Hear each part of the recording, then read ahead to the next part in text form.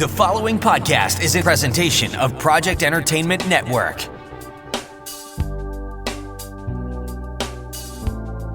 Welcome to the Sample Chapter Podcast, the show where authors read a sample chapter from one of their books. Here's your host, Jason A. Meiske. Hello, my friends. I'm back, and this is episode 189 of the Sample Chapter Podcast. Oh my goodness! I hope you didn't miss me too much last week. I took a week away to I just had a lot on my plate. I had a lot to prepare for. I was getting ready for an upcoming panel at the Comic-Con, and just so much going on that I could not do a proper edit on my shows, and I wanted to make sure that was ready. But we are back this week, like I said, with episode 189. Our guest is Lisa Reagan, and we are having a wonderful chat.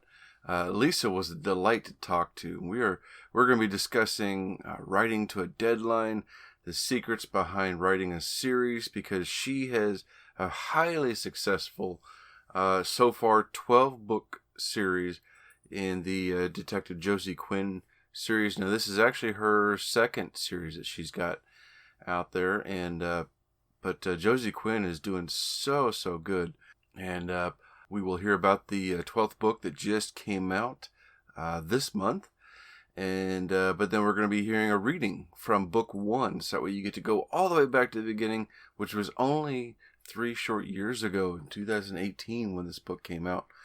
And that still just blows my mind that she's got 12 books already this quick. But when you love writing in a series like Lisa does, the work is just, it's not like work anymore. It's like having a chat with an old friend. And we're going to be hearing about that as well.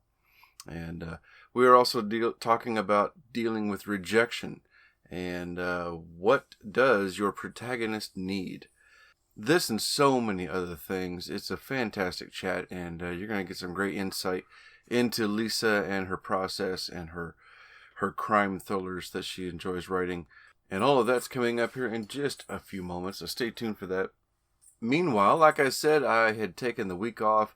I was preparing for my panel with, I had an interview with Spencer Wilding, actor, creature performer, Spencer Wilding, and new Darth Vader, Spencer Wilding. Anyway, so I had spent Monday and Tuesday and was going into Wednesday last week preparing for that, making notes and studying up so that way I could do a good job up on stage talking to him. And then I got the news that unfortunately he was unable to catch a flight out of Wales due to the pandemic, the Delta variant flaring back up again. He just flying here from Europe was just not possible, so he had to cancel. And gosh, man, I went like a whole day there thinking, man, what am I doing? I don't have anything else left right now. There had been talk about me filling in somewhere or doing some more, but none of that came to pass. But fortunately, the next day I did get a call back. Joey Mills over at Pop Culture Network, part of the network that we're part of the family of. He got a hold of me and let me know that he had a panel on podcasting on Sunday at Planet Comic-Con, and would love for me to partake in the panel with him and go up on stage, and so that's what I did. It was fantastic. I had a great time. I got to go up there along with Pop Culture Podcast. There was, of course, Joey. I got to meet K-Dub and Dusty. And then there was a few others from the group were out in the crowd, but this is the main group that was up on stage, along with Tommy from Multiverse Tonight, another one of the fantastic shows from that network. And the group of us got to go up on stage, and we were discussing what it's like to podcast, how to start your own, and some of the tips and secrets that we've learned in our. It's. Joey's been doing it for 5 years or a little over 4 years or somewhere around there. We've all been doing it near the same time is the thing. And everything that we've learned along the way. And it was a great time. We had a really good time. And fantastic to get to meet some of those guys in person for the first time. I highly recommend that you jump on over and check out each of those shows, which of course are going to be right there in the show notes, so you can find the Pop Culture Network and all the shows associated with it, like Pop Culture Podcast and of course Multiverse Tonight. Wonderful shows. Out on the floor, I got to meet with previous guests, author friends of mine now. Brian Peterson, and Brian was just with us very recently here on episode 187, and he had been here previous to that. He was with us on episode 65. Got to meet with him, and of course he was pointing out several authors down author row where he was that he had been talking to, people I needed to speak with, and but that was great. Got to meet up with Christopher D. Schmitz of episode 98 and his incredible convention book 50 Shades of Worf, which he just wrote a sequel to. I got to see that there and check it out, so that was fantastic. And yes, Christopher was once again dressed as Wolverine. He's got the beard for it, he's got the arms for it, and it looked fantastic. He looked fantastic. It was great talking to him. Oh, and then another wonderful previous guest on the show, somebody that surprised me. I got to talk to, I didn't expect to see her there, but J.R. Frontera of episode 68, and that wonderful book, actually the book series, Starship Ass.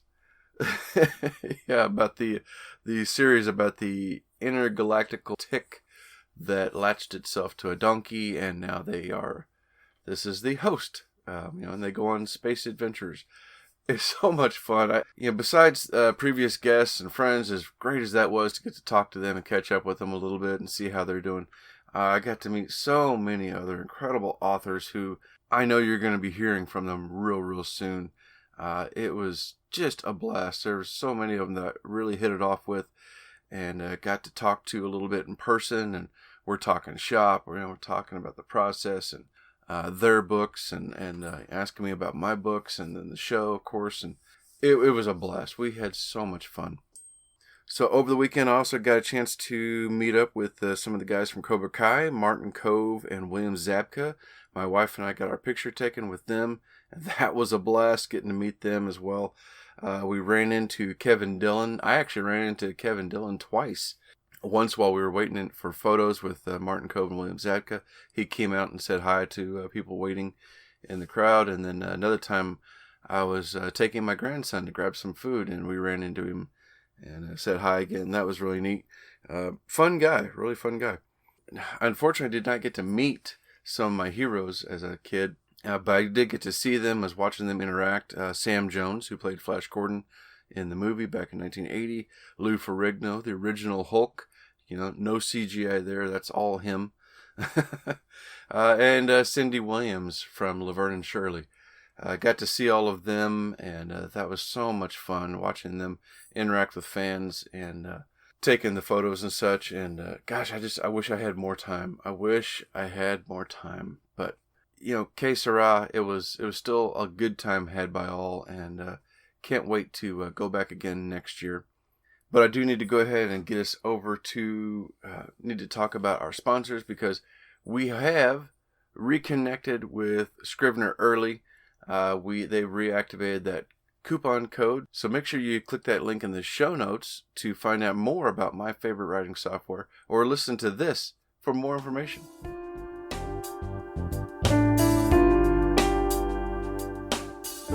Jason here. Hey, I wanted to take a moment and tell you about my favorite writing tool, Scrivener. Now, I know you've heard about Scrivener because their writing software has been embraced by hundreds of thousands of other writers like you and I, from the novice to best-selling novelists. The reason we all use it is because of Scrivener's core concept to bring all the writing tools you use together in a single application. And with tools like automatic backup, character maps, project goals, and let's not forget that amazing corkboard, you can see why I use Scrivener every day. As a bonus for Sample Chapter Podcast listeners, use code CHAPTER for 20% off your desktop version. Scrivener writing software, built by writers for writers. Alright, so there you go. So happy to have reconnected with Scrivener and to have this coupon code for you, so you're going to save 20%. Another fantastic opportunity that's come up here recently is we are now an affiliate for Writer's Block Coffee. You can click that link in the show notes to find out more, but it's all writing themed coffee. They have 3 fantastic flavors to offer you, which I don't have my list with me. I'm not prepared for this, and they all look amazing. I've got some sample packs on the way for each of those, and hopefully next week I will be reporting back to you on which ones are my favorites. But click that link in the show notes to find out more about that and to save yourself 10% on your order. Of course, podcast friends, you want to get down in that show notes and click the link for Pop Culture Network. All those fantastic shows over there that I talked about previously. And my other podcast friends, Project Entertainment Network, home to about 30 different shows of a wide variety available to you there. Check out this advertisement for one of those incredible shows. What if a storytelling podcast could be an interactive experience? Hi, I'm Mariah Powell, amateur author and creator of Hobbies Include Writing, and I'm openly inviting your opinions on stories I haven't finished writing yet. Launching with my original audio novel, Blood That Binds, visit hobbiesinclude-writing.weebly.com for more about the show and look for it on a podcasting platform near you. All right, everyone. Well, without further ado, I think it's time to get on over to our wonderful chat with crime thriller and best-selling author Lisa Reagan.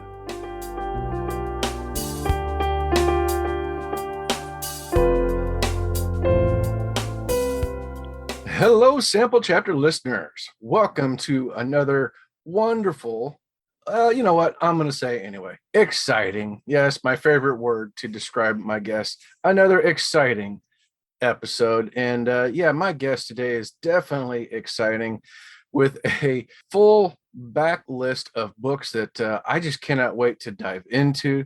My guest today is Lisa Reagan. She is a multiple-time USA Today and Wall Street Journal best-selling author. She writes the Detective Josie Quinn series, as well as several other crime fiction titles.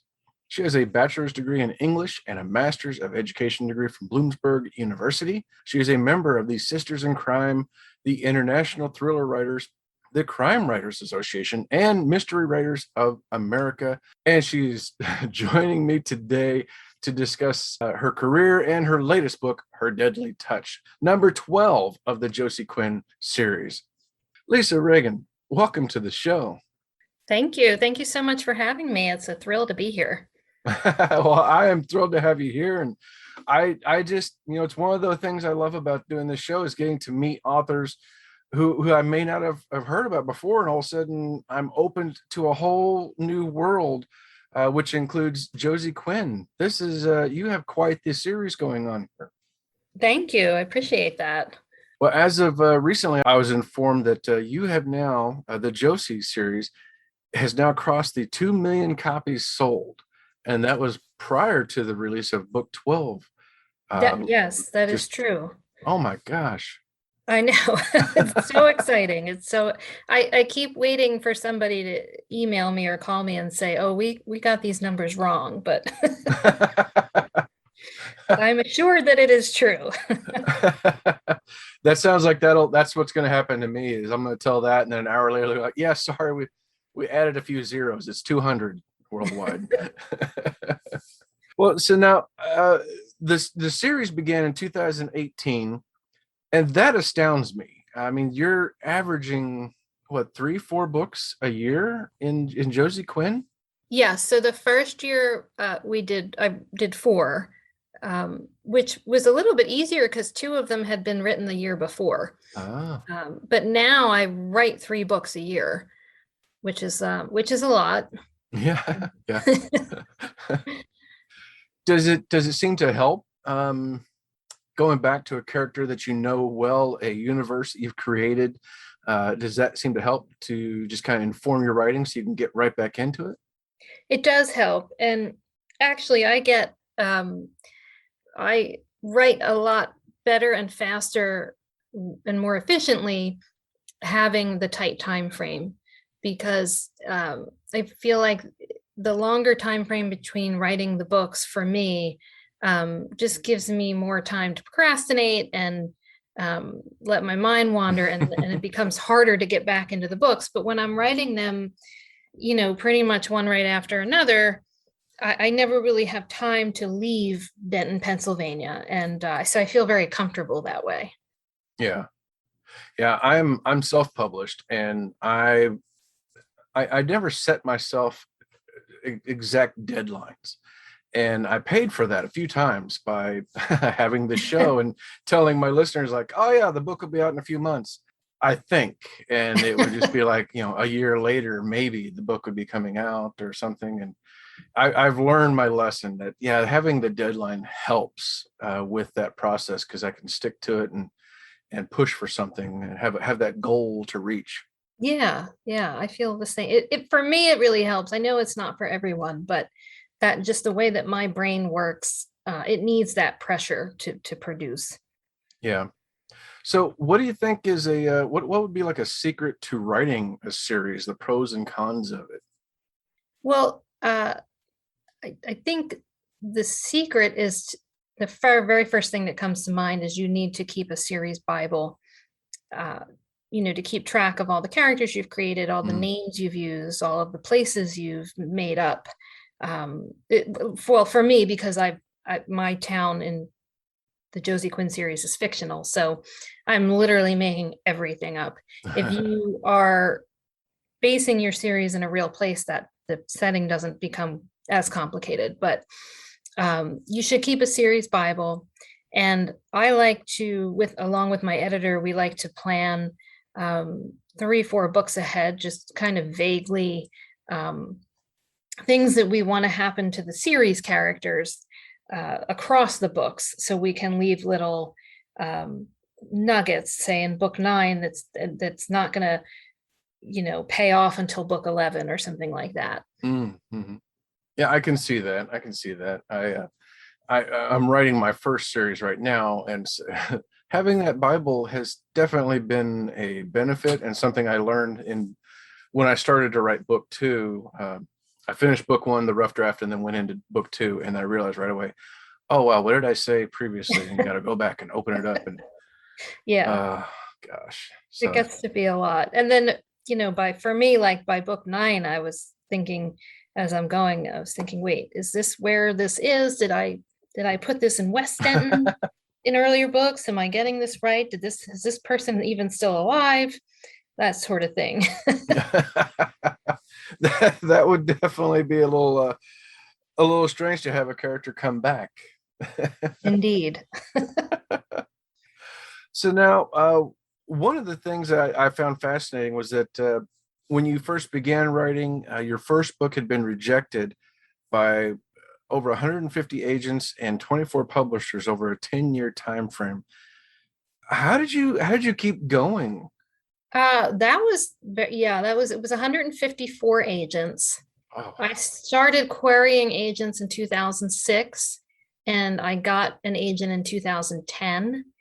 And I thought, 4 years, 154 rejections. I won't have to wait so long for, a publisher. And then we were on submissions for 2 years, and just rejection after rejection, until a very small press finally picked up one of my books. But it was very demoralizing.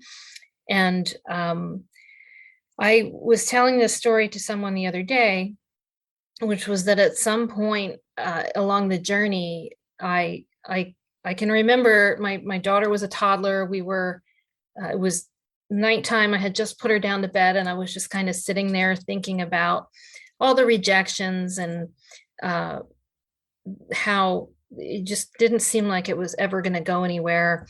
And I had a very serious think about, giving up. And then I thought to myself, when she's older, people in my family are going to say to her, oh, your mom used to write all the time. She always was writing in notebooks. She had a typewriter when she was young. She just was always writing. And then, inevitably my daughter would come to me and say, hey, what happened with that? And then I would have to have a conversation with her about why I quit.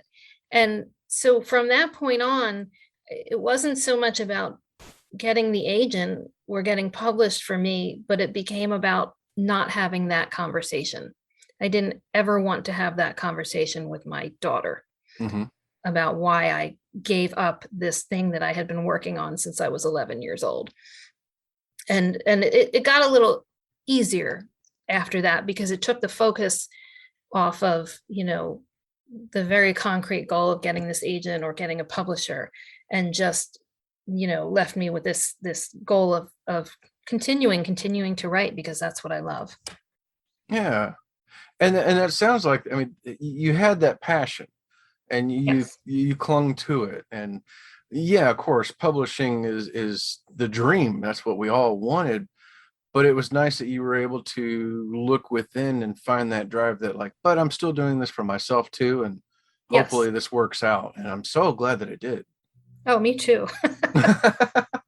It's a definite positive to see it through, to where things have ended up now. Yeah. I don't know if I would have the same drive that you did. I finally, for me, it was finding out that I was going to be a grandfather that drove me back into writing, because I'd wanted to be a writer for my whole life, but I always had work and other responsibilities, and I just kind of kept putting it off, and I would dabble once in a while. But once I found out, like, yeah, you're going to be a grandpa. Oh, hey, you're going to be grandpa by 2 of your kids around the same time. Oh my gosh. And that drove me to get back into it. Like, okay, yeah, I've got to do this, because similarly, it's like, I don't want people, I'm always very, very encouraging and saying, you can do it. You can do it. You can do it. Right. And what does that say about myself if I don't live it myself? Oh, absolutely. 100%. So that's why I went ahead and did it. And even though I chose to go the indie publishing route with it, I'm having such a good time. It's such a wonderful career and a lifestyle to be able to write these books that people enjoy. Oh, absolutely. And to me, that is the point.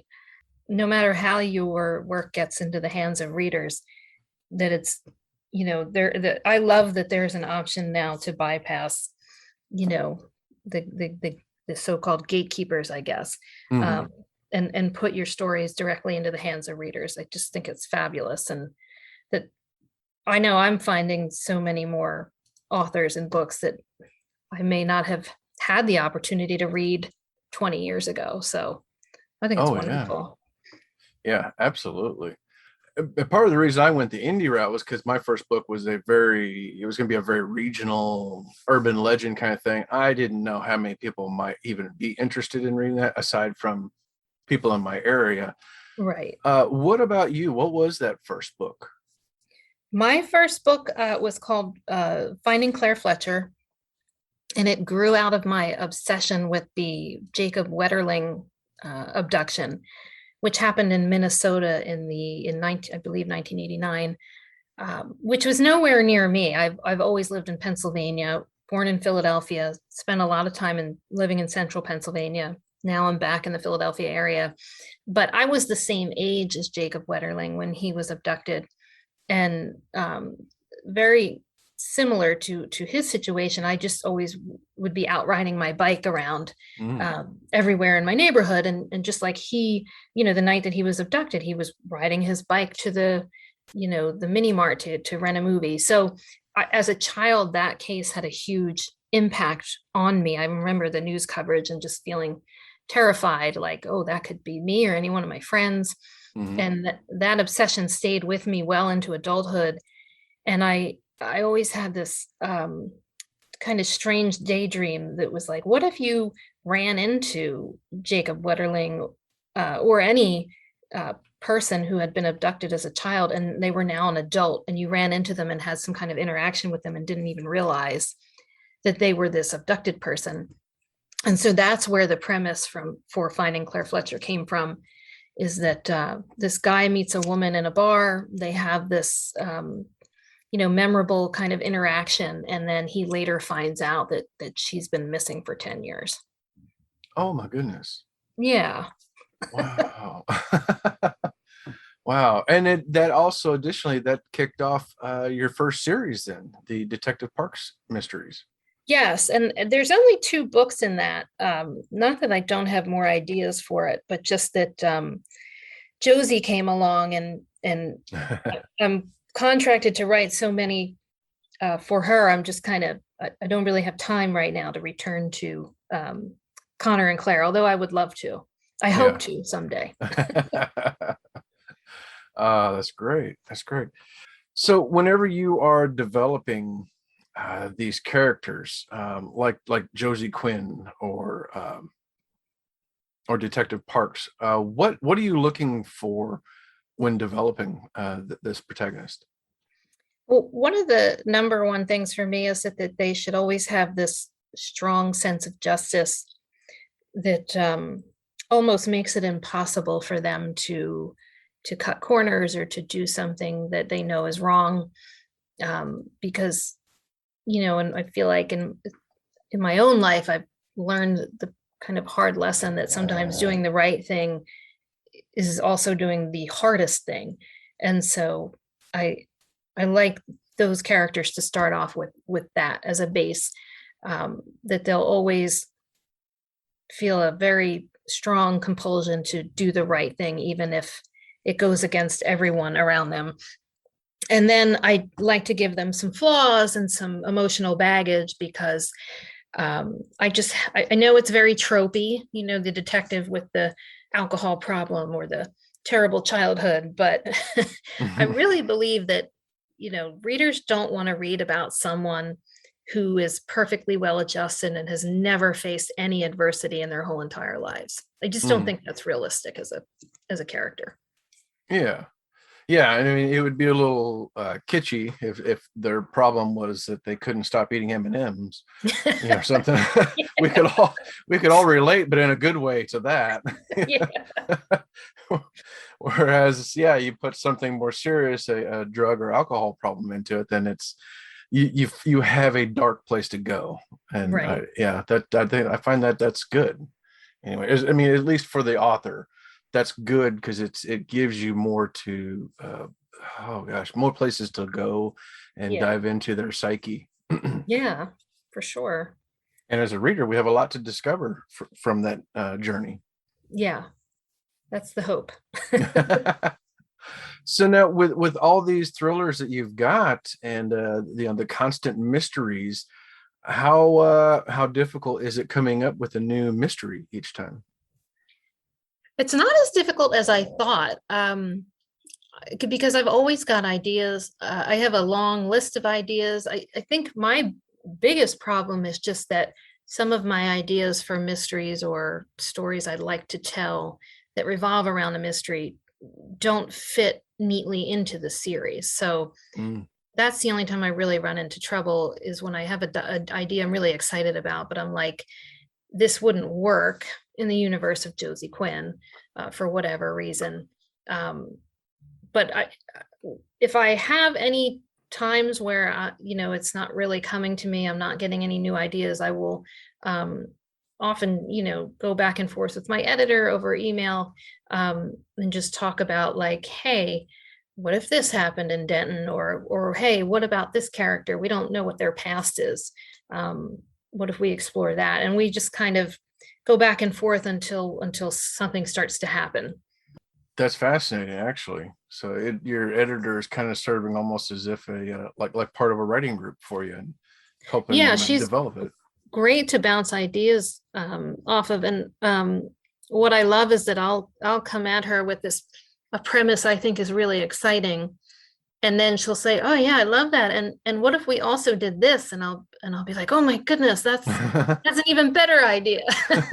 Yeah, let's add that. Yeah.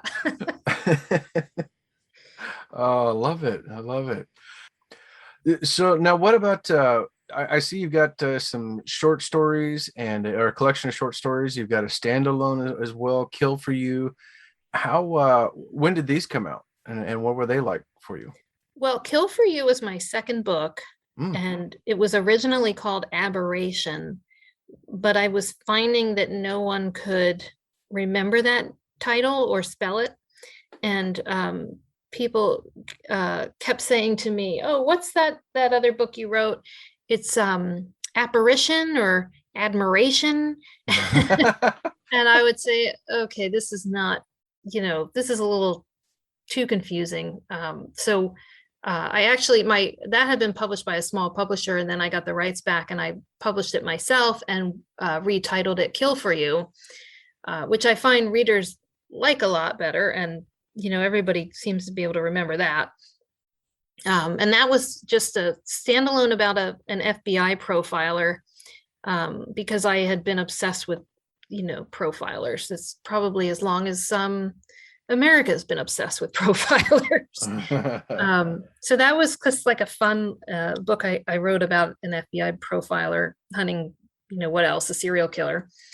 And then the short stories have just been kind of things that between books I get asked to do or invited to do, and then they come out. I'm not good at short stories, and I find them to be very hard. But if they turn out to where I'm happy with them, then I will put them out there for readers. Okay. So the short stories then, were they just kind of an exploration for you, or something, just trying something out? Just trying something out. And a couple times I was part of a compilation with a number of other thriller authors where we all wrote a short story, and then we published it together. And then, but the deal was that it would only be out for, say, a year, and then we would get our stories back. Oh. And I had gotten so much positive feedback from readers who had bought the collection and liked the story that once I got it back, I just put it out, on Kindle myself. Mm-hmm. And then other times I had been asked to contribute to anthologies, but that never, made it. So I was like, well, I have this story, I should do something with it. That's great. So you've got the 12th book in Josie Quinn. It just came out, which, oh my gosh, it still just blows my mind. 12 books this quick. And you're planning so many books ahead. Do you see an end in sight for Josie? Well, my dream is that there's never an end. I'm contracted for 20 books total. And wow.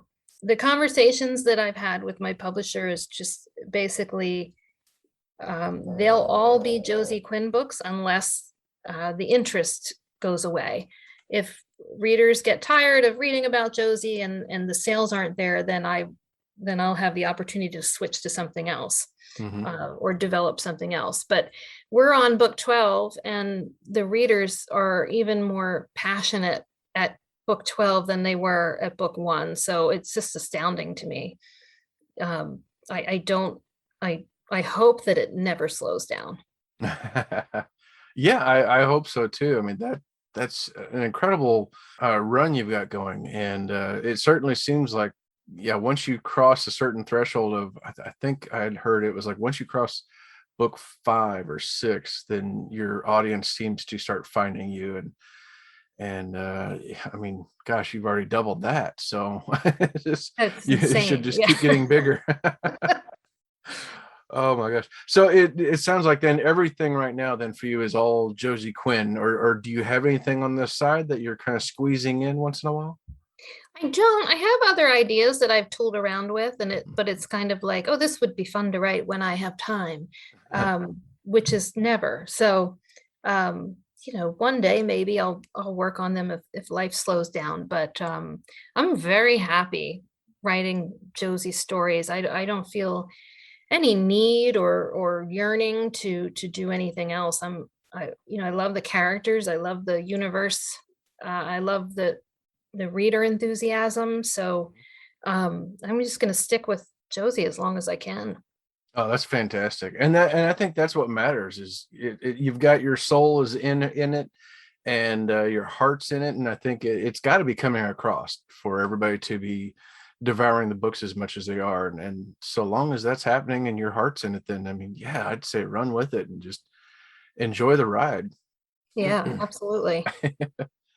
So tell us what you can about Her Deadly Touch, book 12 of the series, I guess without spoilers. I don't know. Is there a spoiler to any of this? I think I can do it without spoilers. It gets harder each book though, because things happen to the series' regular characters that you know, can be spoiler like. But I'll say that in book 11, Josie loses someone very close to her, and so at the beginning of book 12, Josie's in therapy, and she's trying to grapple with her grief, and she's been out of work for a few months. Was a combination of her being insubordinate on her last case and her having lost this person. So her chief has given her a long time out of work to try and deal with the loss. So the book starts out with her at her therapist. She's supposed to go back to work the next day. She's very anxious, and so she goes to the cemetery to visit a loved one, and she hears the screaming, and she follows the sounds of the screams, and there's a woman standing there in front of a headstone, and next to the headstone is another woman who is dead, and she has been staged kneeling with her head her face facing upward toward the sky, and wax sealing her lips.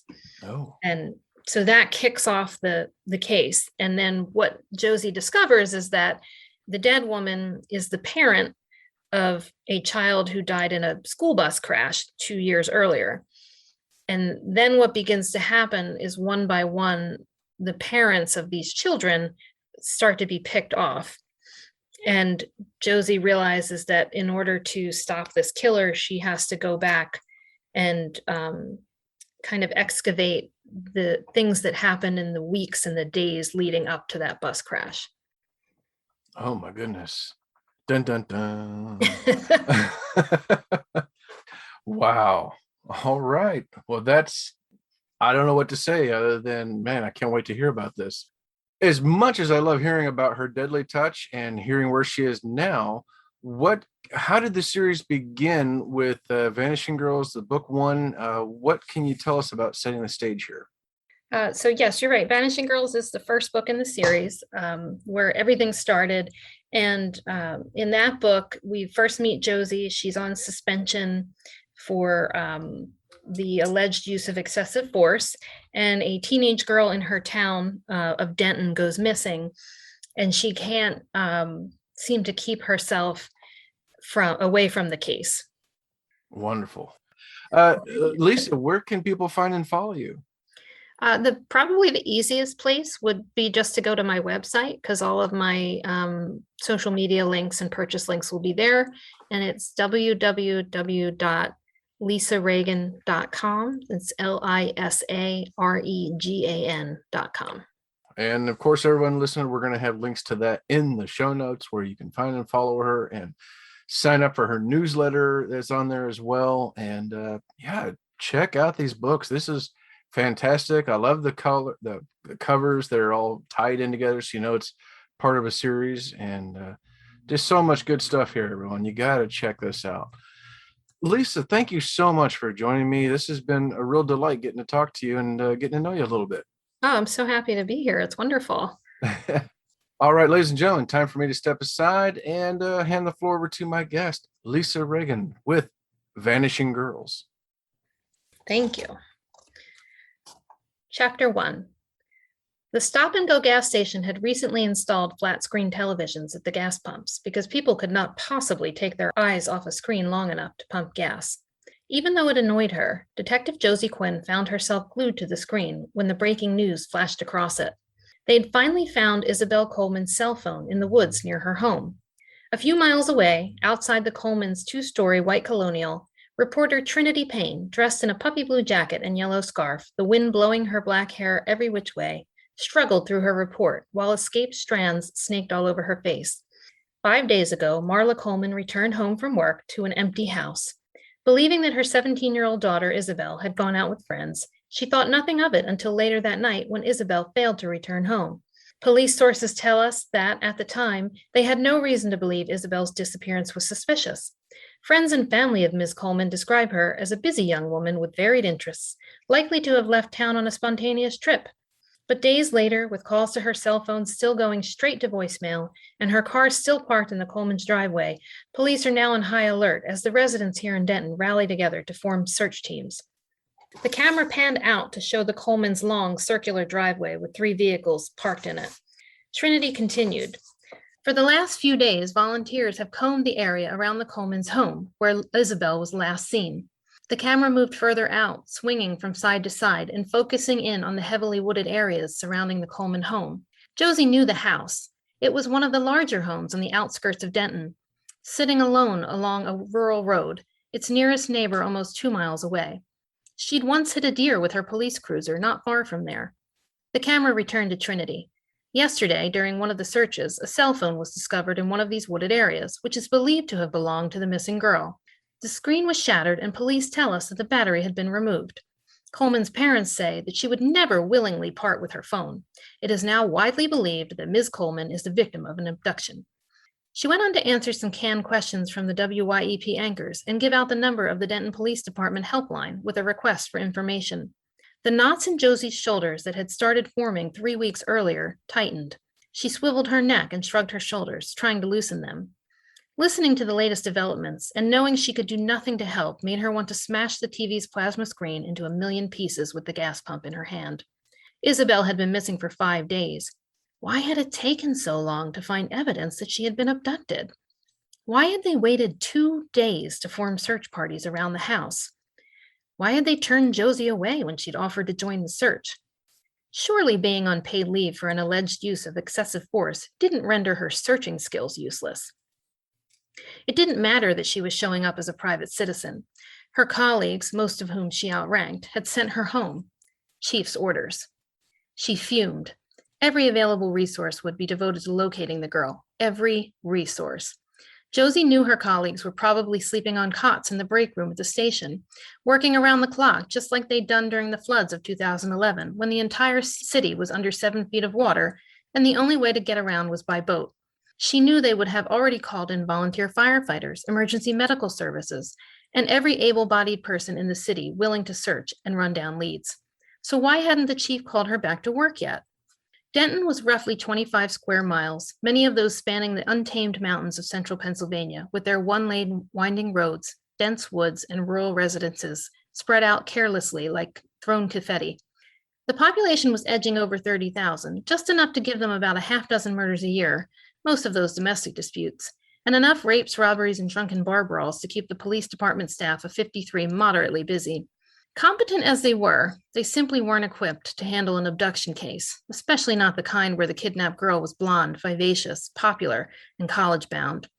Every photo of Isabel Coleman that Josie had seen, and the girl's Facebook page boasted thousands of them, all of them set to public, looked like a glamour shot.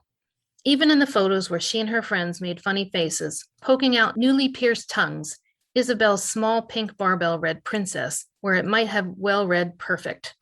The double doors to the stop-and-go whooshed open, and 2 20-somethings made their way toward the gas pumps. Across from Josie sat their tiny yellow Subaru. The woman got in as the man pumped gas. Josie felt their eyes on her, but refused to give them the satisfaction of looking back. Not that they'd have the balls to ask her any questions. Most people didn't. They just liked to stare. At least her indiscretion wasn't on the news anymore. In a small city where the standard newsworthy items were car accidents, local charity activities, and who got the biggest buck during hunting season, nobody cared anymore about the crazy lady cop with a temper. She had hoped that the Coleman case would give her a chance to get off the chief's shit list, that he would make an exception in this case and just let her come back for a week or two, until they had the investigation well in hand, until they found the girl, but he didn't call. She kept checking her phone to make sure it was working, that the battery hadn't mysteriously drained, that she hadn't accidentally muted it. She hadn't. The phone was fine. It was her chief who was being a hard ass. Deciding she wasn't ready to go home just yet, Josie walked back inside the stop-and-go to get a coffee. She killed a good 10 minutes fixing it slowly, lots of half and half and 2 sugars, and paying for it. The owner, Dan, a former biker in his late 50s who had never given up leather vests, was an old acquaintance. He made enough small talk with her to let her know he was on her side without actually asking about the case pending against her. He knew her well enough by now not to ask probing questions. But then there was nothing left to do but go home. She noticed a small group of customers gathered around another television that hung above the lottery kiosk near the front of the store. She wandered over to them, sipping her coffee and watching as the broadcast she'd seen at the gas pump continued. The words "student and faculty react to Coleman abduction" flashed across the bottom of the screen, while a montage they'd been looping since last night played. The first time Josie saw it, WYEP had used the word disappearance instead of abduction. She was like a really nice person. I hope they find her. I mean, this is scary to think this could happen in Denton. It's just hard to believe, she just vanished. It's a shame. She was really nice. We were supposed to go to the mall this weekend. I can't believe it. I just saw her yesterday. She was my best friend. Isabel is one of the brightest students in my class. All of us are extremely concerned. A spasm rippled across Josie's shoulder blades. Only Isabel's history teacher spoke as though she were still alive. Everyone else had used the past tense. They had already given up on her being found safe. But why wouldn't they? People didn't vanish into thin air, and beautiful teenage girls who were abducted very rarely returned alive and unharmed. Josie knew that with every second that passed, the odds of Isabel being found alive grew slimmer and slimmer. A bead of sweat formed at the nape of her neck and rolled down her spine as she stepped outside, the paper coffee cup burning the skin of her palm as she stared at her escape for a moment. She really should go home. The owner would need that pump for new customers. But the thought of spending the whole day alone in her house was simply too much to bear. Of course, she could always drive around, maybe try to find the crime scene. It would likely be marked and cordoned off now that it had been located, and see if she saw anything that the others had missed. Josie pulled out her cell phone and punched in a number she had dialed 4 to 6 times a day for the last 6 months. He let most of her calls go right to voicemail, but occasionally he would answer, and today he picked up on the third ring. "Joe," Sergeant Ray Quinn said, sounding out of breath. "When did you guys find the crime scene?" she asked without preamble. He wasn't too breathless to give her one of his trademark heavy sighs, the kind he always gave her when he thought she was being a pain in the ass. "Jesus Christ," he said. "You're out on leave. Stop calling me. We've got this under control." "Do you? You think we don't? Why hasn't the chief called in help?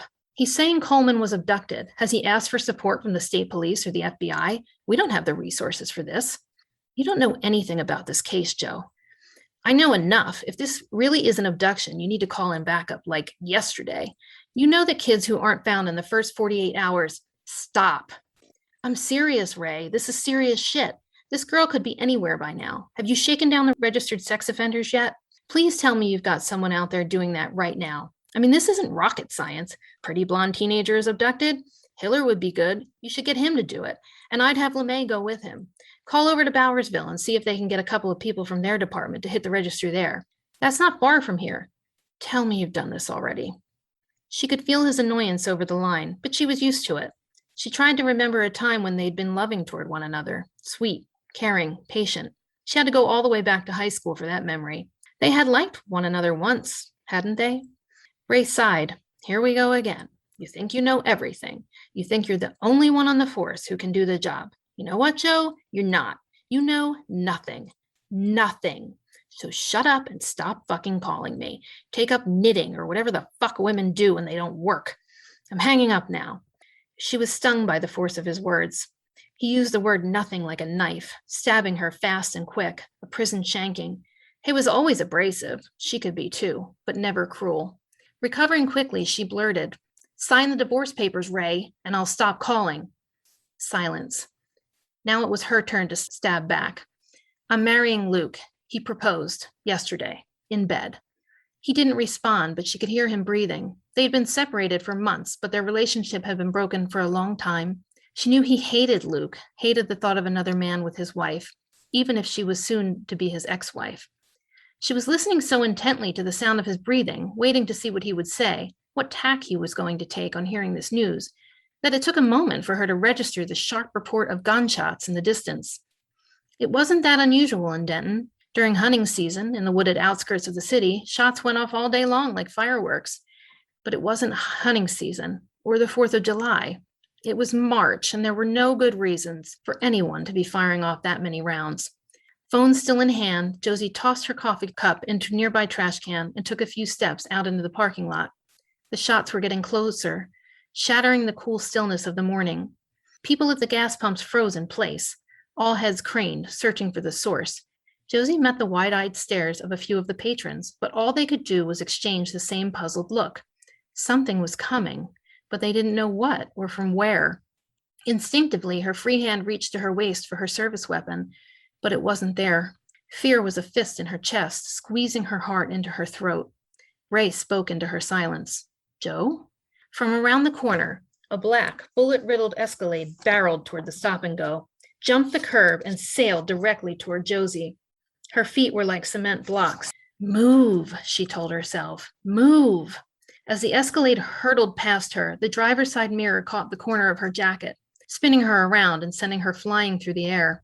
She hit the asphalt hard, landing on her left side, her body rolling away from the vehicle until her stomach hit one of the metal pillars that blocked the gas pumps. The Escalade smashed into the front of the stop-and-go, metal screeching and windows blowing out in a cacophonous boom. Even after the SUV lodged in the wall, the engine continued to rev and squeal. Plumes of dust from the crumbled cinder block rose around the vehicle. People fled from the building. Josie's lungs screamed for air that wouldn't come. Wow. All right. Well, that was Lisa Reagan reading a sample chapter from Book 1 of the Detective Josie Quinn series, Vanishing Girls. As we said before, Book 12 just came out, so what are you waiting for? Click that link in the show notes for more about Lisa and pick up all 12 books right now. Grab them all. You're going to want them all, and you're going to want to see what's going to happen next to Josie Quinn. Don't forget to also hit that link in the show notes for all of our podcast friends and sponsors alike, and hit that subscribe button so you don't miss out next week when I am back with Eva Shaw and her historical mystery, The Seer. That's coming up next week, so until then, take care.